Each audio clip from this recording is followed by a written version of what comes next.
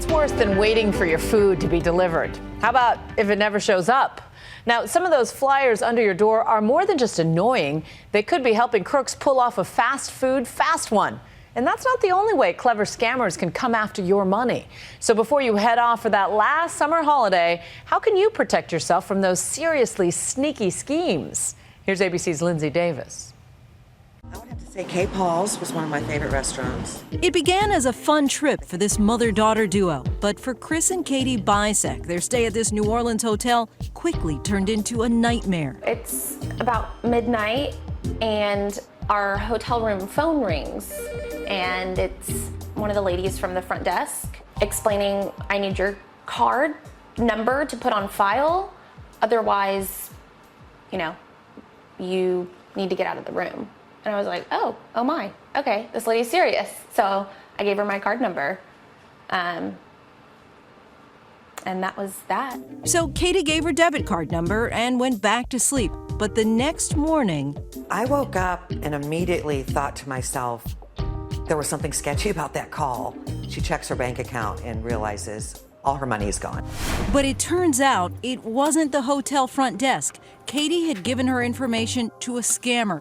And this particular scam is so common, many hotels, including the one Chris and Katie stayed at, post warnings about it. The American hotel and lodging industry says it provides regular updates to hoteliers on scammers targeting hotel guests. Like this one, the Pizza Scamp. You'll find flyers under your door when you check into the hotel. You call, you give them your credit card information, you order your pizza, and nothing comes. Because they're really not a restaurant. It's not a restaurant, it's not a pizzeria, it's nothing, it's a thief. There's the Wi-Fi scam, and that's where in your hotel, you're searching for a Wi-Fi system. You find the system you think is the hotel's Wi-Fi system, but it isn't. And be very careful with the kind of information that you provide and the kind of things that you do. Stay away from banking transactions. Maybe don't look at your email. In a statement to ABC News, a representative from the St. Christopher Hotel writes, every guest who checks into our hotel is given a credit card scam letter, making the guest aware of the scam and advising the guest not to divulge any credit card or other sensitive information. But the Biseks say they didn't see the warning letter until it was too late. And it's not just at hotels where you can fall victim to these kinds of scams. As millions of Americans hit the road next week for the Labor Day weekend, thieves are also preying on ATM machines and gas stations with a practice called skimming. I knew it was stealing, I knew it was wrong. Dan DeFilippi is a reformed credit card hacker who got busted and switched sides to avoid prison time. I was printing my own fake credit cards, and then I would go to the store, purchase electronics, and I would resell them. He spent 2 years training agents in the dark art of skimming. He spoke to my colleague, Nick Watt. The ATM cashing was the easiest and best way to make money, and I was making thousands of dollars a day in cash doing that. But DeFilippi's favorite target?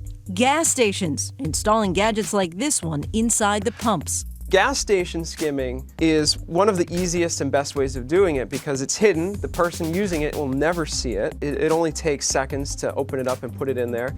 So this is the reader that would be inside the gas pump, and so you would just swipe it through and it would read it right here. Nobody would know the difference. When investigators at the Arizona Department of Weights and Measures we're here checking for skimming devices, found a skimmer inside this gas pump, they decided it was time to fight fire with fire. We inserted one of these little night vision spy cams in the back of the dispenser. And bingo! Here's the view from that camera inside, apparently showing a man and woman team caught red-handed. And what we have here, we have the guy. And I have Mrs. Skimmer. It's awesome. They start bickering when they can't find any of their devices. So it's almost like a husband and wife team arguing about wherever their skimmer is because somebody got it. And that was us. We got it. Law enforcement is still on the hunt for Mr. and Mrs. Skimmer. But in the meantime, there are some things you can and should do to protect your digits. Rule number 1, never give credit card information over the phone once you've checked into a room. Go to the front desk. You want to see the person who's getting this information from you. I tell family members, friends, when you're traveling, don't believe anything over the telephone. Number 2, check in with a credit card instead of a debit card. They can move that money out of your bank account in a blink of an eye. And if you're fueling up, choose a pump near the attendant. Crooks prefer to operate in the shadows, or you can always pay in cash. Lastly, no matter where you are, check your account a lot. Most companies will erase any fraudulent charges on your credit card if you report them within 60 days.